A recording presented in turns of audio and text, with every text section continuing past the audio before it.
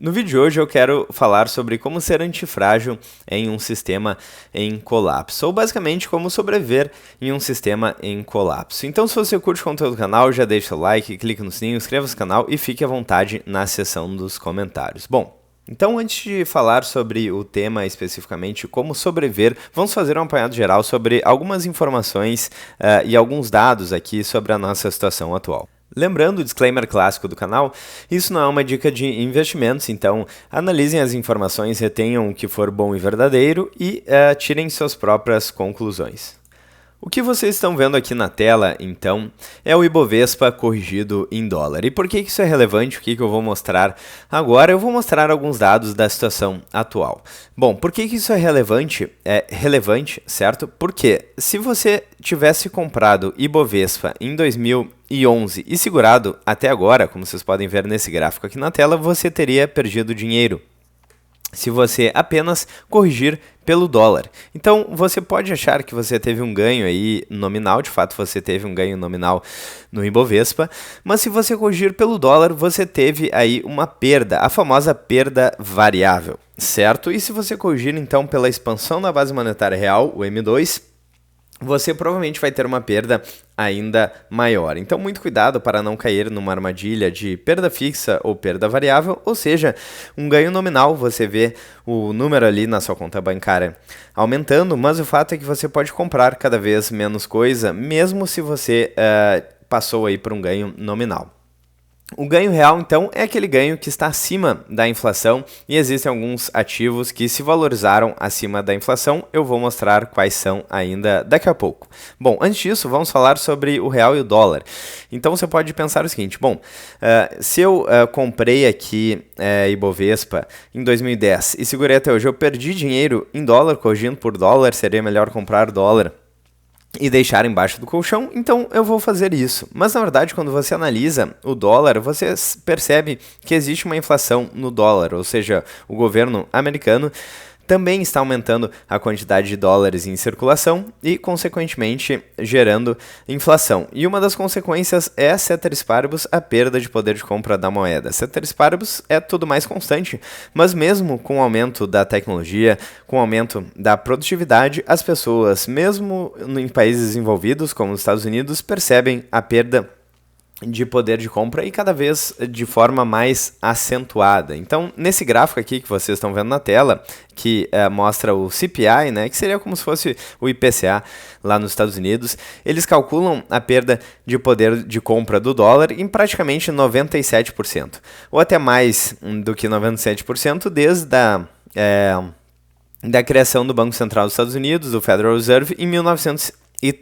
Já o real, então, já perdeu mais de 95% do seu poder de compra desde 1994, desde o plano real, então perdeu muito mais rápido do que o dólar, mas o fato é que todas as moedas fiduciárias, mais rápido ou mais devagar, estão rumo ao abismo, estão colapsando. E políticos e burocratas se beneficiam com isso porque eles estão mais próximos da impressora. Então, o efeito Cantillon mostra justamente como que algumas pessoas se beneficiam da inflação, poucas pessoas, e a maior parte da população acaba pagando a conta. Então é importante que você saiba isso para aprender como se proteger disso. E eu estou falando primeiro aqui do ponto de vista financeiro, monetário e econômico. Vou mostrar alguns dados e depois vamos falar sobre um contexto mais amplo com o auxílio aí do ChatGPT, uma inteligência artificial. Bom, então seguindo aqui, se o Ibovespa não conseguiu proteger as pessoas da inflação, se as moedas fiduciárias também não, o que teve um desempenho melhor do que a inflação real, a expansão da base monetária nos últimos anos? E eu vou mostrar alguns ativos, mas é importante frisar duas coisas. Primeiro, que rentabilidade passada não é rentabilidade futura, não é porque esses ativos desempenharam bem que eles vão continuar desempenhando bem no futuro. E segundo, o disclaimer clássico aqui do canal, isso não é uma dica de investimentos, não baseie suas decisões de investimento simplesmente num vídeo aí de 15 minutos no YouTube. Utilize isso como uma forma aí de incentivar o seu estudo e a sua busca à verdade. Não acredite em nada que eu estou falando, busque as informações e verifique por conta própria. Então, dito isso, o primeiro ativo é óbvio que desempenhou melhor do que a expansão da base monetária, ou seja, a inflação real, que teve um ganho real. Então, o Bitcoin. O Bitcoin é um ativo que, aqui Bitcoin em dólar, né? Então, reais provavelmente teve um desempenho ainda melhor. E o Bitcoin é um ativo que não depende de políticos e burocratas, não depende do Estado. Ele é um ativo descentralizado que não pode ser confiscável se você tiver as chaves, certo? Not your keys, not your coins. E ele, então, não depende de uma entidade central. Ele é basicamente o oposto da moeda fiduciária que vem colapsando ao longo do tempo. Bitcoin, então, é um ativo que desempenhou melhor do que a expansão da base monetária, teve um ganho real, e quem poupou em Bitcoin, pelo menos até hoje, pode ser que mude aí amanhã ou depois, mas pelo menos até hoje teve um desempenho aí financeiro positivo. Segundo ativo aqui que eu quero mostrar para vocês é a Bolsa da Argentina, aqui pelo ETF da Argentina, aqui cotado em reais. Então, desde a eleição do Milei, que entrou com uma pauta de colocar mais liberdade econômica, facilidade de fazer negócios. Então, se eu não me engano, ele entrou no final do ano de 2023, o Milei com essa pauta de liberdade econômica, liberdade de expressão e, enfim, liberdade é algo que abrange várias esferas, certo? Não apenas a liberdade econômica. Mas, então, o ETF da Argentina já teve, desde então, desde o final de ano de 2023, mais de 110% de valorização em dólar. Então é um ganho real realmente positivo. E qual que é a importância desses ativos aqui? Quem conhece a verdadeira economia, a Escola Austríaca de Economia já conseguiu prever isso acontecendo. Então eu mesmo comprei a ETF da Argentina quando Milei se elegeu e tive um desempenho muito bom até agora. A mesma coisa com Bitcoin. Quem sabe os problemas da moeda estatal, procura alternativas, seja no Bitcoin, seja em ativos reais, empresas, em bolsas aí de países que estão desenvolvendo ou pelo menos defendendo a liberdade econômica, ou no próximo ativo que a gente vai dar uma olhada aqui, que é o ouro, que está na sua máxima histórica. E por que o ouro está na máxima histórica? Então, basicamente porque as moedas fiduciárias estão colapsando e o ouro sempre foi um ativo utilizado como reserva de valor. Existe uma escassez física para o ouro, que talvez não seja um ativo tão escasso quanto o Bitcoin aí, que se valorizou muito mais nos últimos anos, mas pelo menos ele é um ativo muito mais antigo que o Bitcoin. Então ele foi mais testado pelo tempo. O ouro teve uma valorização aí nos últimos 5 anos de 93% em dólar, no último ano de 42% em dólar, então pelo menos no último ano teve um ganho real positivo, mesmo quando a gente desconta a inflação real, que é a expansão na base monetária. Ou seja, a situação está difícil realmente, mas se você está poupando nos ativos corretos, as coisas estão ficando mais baratas e não mais caras. Em Bitcoin, se você está poupando em Bitcoin, tudo no supermercado, a gasolina, os carros, automóveis, os computadores, tudo está ficando mais barato. Se você está poupando em ouro, pelo menos no último ano também, e se você tem bons ativos, você também está vendo o seu patrimônio aí multiplicar. Bom, é muito difícil prever o futuro, a gente não tem nenhuma garantia de que isso vai continuar acontecendo, de que esses ativos vão continuar se valorizando, mas o que a gente sabe é que a economia real consegue compreender muito melhor o mundo do que sem esse conhecimento de economia real. Então, se você estuda, por exemplo, Escola Austríaca de Economia, você entende por que a moeda está colapsando, você de repente leu aí a desestatização do dinheiro do Hayek, as 6 lições do Mises, então você entende a importância de uma moeda sólida, da competição inclusive entre moedas e também o poder do livre mercado, certo? Da liberdade econômica. Bom, e com tudo isso então, eu falei um pouco mais sobre o aspecto econômico, mas eu pedi aqui o auxílio do ChatGPT para gerar aí um plano para ser antifrágil no século XXI, em 2025. Então é um excelente tema aqui, é um tema bastante relevante para os dias atuais. Então, como ser antifrágil em um sistema em colapso? Nós vivemos em tempos instáveis, as moedas perdem valor, os governos mentem, as instituições desmoronam e a maioria das pessoas continua agindo como se tudo estivesse normal. Mas a verdade é que o sistema está ruindo. E a boa notícia é que você não precisa apenas sobreviver, mas você pode se tornar antifrágil, ou seja, alguém que cresce no caos, que é o conceito de antifragilidade.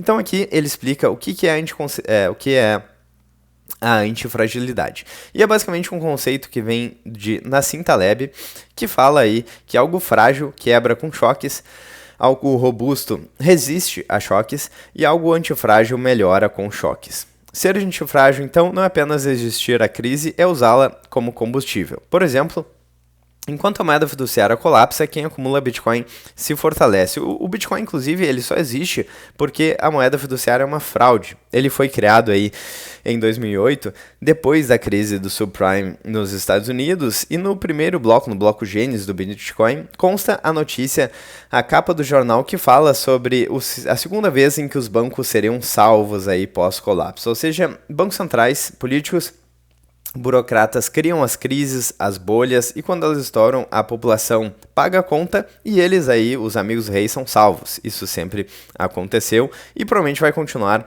acontecendo, mas hoje em dia você não precisa mais participar disso, pois existem várias alternativas. Bom, então o que é a antifragilidade aplicada para a questão intelectual? Bom, em relação à antifragilidade intelectual, o ChatGPT coloca aqui algumas sugestões, como estudar história, economia e filosofia. Fuja então do pensamento de manada, questione narrativas oficiais, pois se mentiram para você sobre economia, sobre socialismo, sobre capitalismo, é muito provável que também tenham mentido sobre história, sobre filosofia. Questione as narrativas oficiais, leia autores não alinhados ao sistema, que ele dá algumas opções, Mises Rothbard, Olavo Solzhenitsyn também. Enfim, tem várias outras opções. Leia os clássicos, certo? Leia Platão, Aristóteles, Santo Agostinho, São Tomás de Aquino. Aprenda com aqueles que construíram a sociedade que a gente vive hoje, não com aqueles que estão destruindo a sociedade que a gente vive hoje. Bom, o sistema então se alimenta da ignorância. Conhecimento descentralizado é liberdade. Você acha que políticos e burocratas querem que você seja inteligente, independente, forte e insubmisso, ou que você seja submisso, dependente, fraco e burro? É exatamente isso que eles querem, não à toa. Eles desprezam e têm tanto medo da informação descentralizada da internet, certo? Bom, e não à toa também eles querem promover a censura da internet. Acho que eles não vão conseguir, veremos aí no futuro. Ponto número 3. Antifragilidade financeira. Fuja então de promessas de renda passiva fácil, tenha parte do patrimônio fora do sistema. Lembrando, isso não é uma dica de investimentos, mas o ChatGPT menciona aqui ativos como ouro, ativos reais, Bitcoin. Seja dono de algo, terras, ferramentas, empresa. Então aquele discurso do Fórum Econômico Mundial, você não terá nada e será feliz, faça o contrário. Tenha coisas que geram aí mais receita, tente gerar valor para a sociedade. Evite dívidas em moeda fraca e reserva em moeda podre. Aqui eu não sei, tá? Reserva em moeda podre certamente não é uma boa ideia, mas muitas pessoas enriqueceram fazendo dívidas em moeda fraca, mas isso é algo que você só poderia pensar aí, ou só deveria pensar, se você conhece muito bem o sistema financeiro. Muitas pessoas que hoje têm muito dinheiro fizeram exatamente isso, se endividaram em moeda fraca e alavancaram em ativos fortes, mas eu não recomendo que você faça isso, pelo menos não, a não ser que você conheça muito bem o que você está fazendo. Enfim, não é algo que eu recomende, certo, mas é um ponto que vale a pena lembrar. Bom, até porque nada disso é uma dica de investimentos, então você deve sempre filtrar o que eu estou falando, não acredite em nada que eu falo, sempre verifique. Bom, se o sistema falhar, então, seu plano B vira o plano A. Ponto número 4 aqui, antifragilidade profissional. Então, basicamente, aqui a sugestão é desenvolver habilidades valiosas como comunicação, programação, gestão, artesanato e agricultura, e ter uma renda fora do modelo tradicional. Então você pode ser autônomo, certo? Remoto, digital e por aí vai. Construa uma reputação e uma renda fora do sistema estatal. Quem depende 100% de um CNPJ ou concurso público ou de uma CLT está mais frágil do que pensa. De fato, são alternativas válidas, existem inúmeras, você pode seguir uma carreira mais tradicional na medicina, criando escritório de advocacia e por aí vai, ou algo mais novo, diferente, enfim, cada um tem uma aptidão, um chamado aí, uma vocação. Bom, antifragilidade física e familiar. Basicamente aqui o que é importante. Aqui a sugestão é buscar um corpo forte, treinar, lutar e mover-se. Manter a mente clara, ou seja, dormir bem, ter uma rotina de sono, comer bem, né? Comer alimentos saudáveis, ricos em proteína. Eu particularmente gosto muito de carne, ovos, gordura animal e algumas frutas. E rezar, então, ter a conexão aí com algo mais elevado, certo? A religião. Bom, laços profundos, então, fortalecer a família, sua comunidade e seus valores. O colapso do sistema será mais psicológico do que material. Quem tem estrutura interna, atravessa. Bom, papel do Bitcoin, então, na antifragilidade. Segundo aqui esse resumão do ChatGPT, o Bitcoin é por definição antifrágil. Sofre ataques e fica mais seguro, é combatido e se fortalece, não tem centro, chefe ou fronteira e cresce com o colapso do velho sistema. Foi criado, inclusive, por causa disso. Ele é mais que um ativo, é a nova base de confiança. É um pacto entre indivíduos livres. É o seguro para o novo mundo e a ponte de saída para o velho. Cara, é poético aqui, de fato, a descrição do Bitcoin do ChatGPT. Claro, levando em consideração o nosso histórico de conversas aqui. E lembrando, não é uma dica de investimento, certo? Mas eu tendo a concordar aqui, que isso faz muito sentido. Bom, qual que é a conclusão, então? O sistema vai colapsar, mas você não precisa colapsar com ele. A salvação é individual. Ser antifrágil é ter coragem de ver o que os outros negam, preparar-se quando ainda há tempo e crescer exatamente onde os outros quebram. A crise, então, é inevitável, mas o colapso pessoal é opcional. Você decide de que lado da história estará. Então, enquanto algumas pessoas investem na perda fixa, na perda variável, perdem poder de compra com as moedas fiduciárias rumo ao abismo, que estão colapsando e obliterando o poder de compra de famílias, infelizmente, outras pessoas se protegem em ativos reais, em ativos sólidos. Eu já mencionei vários aqui no canal e no vídeo de hoje, praticam exercício físico, estão buscando aí um plano familiar, uma família numerosa que vai ser importante inclusive para a aposentadoria, estão se alimentando bem, estão trabalhando, criando algo e servindo aí seus irmãos, seus familiares e a sociedade. E se conectando então com Deus, fazendo o que é certo, não fazendo o que é fácil, seguindo aí o que sempre foi parte de uma formação de virtudes, uma formação clássica. Bom, então é isso. Eu vou ficando por aqui, eu espero que vocês tenham gostado do vídeo de hoje. Novamente, se vocês gostaram, não esqueçam de deixar o like, clicar no sininho, inscrever-se no canal, mandar esse vídeo para aquele seu amigo que você acha que vai gostar aqui do assunto, clicar aí. Hoje em dia tem até a opção de hype, enfim, ali embaixo nos comentários no YouTube. Clique em tudo aí que for possível, para ajudar aí o YouTube a entender que o conteúdo é relevante, a divulgar o vídeo para mais pessoas. Então é isso, eu vou ficando por aqui. Eu vejo vocês amanhã ou ainda hoje no próximo vídeo aqui no canal. Um grande abraço e até mais.